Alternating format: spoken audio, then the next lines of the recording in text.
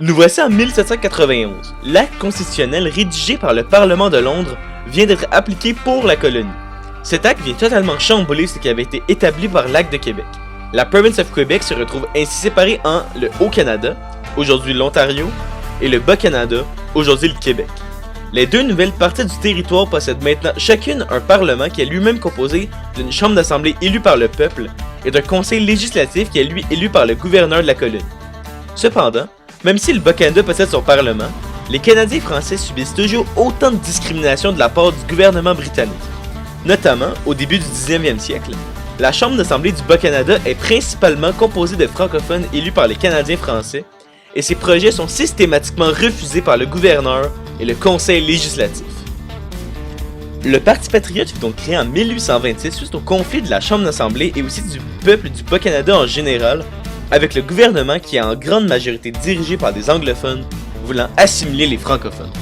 Ce nouveau parti est toujours réélu par le peuple du Bas-Canada qui désire lutter contre les injustices, les inégalités sociales et la discrimination procréée par les Anglais qui dirigent la colonie.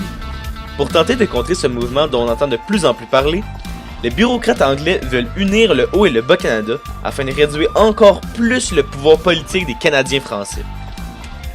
Le projet échoua dans le bonheur des francophones et le mécontentement des anglophones. C'est à cette époque que Louis-Joseph Papineau se fait connaître en devenant l'orateur de la Chambre d'Assemblée en 1815.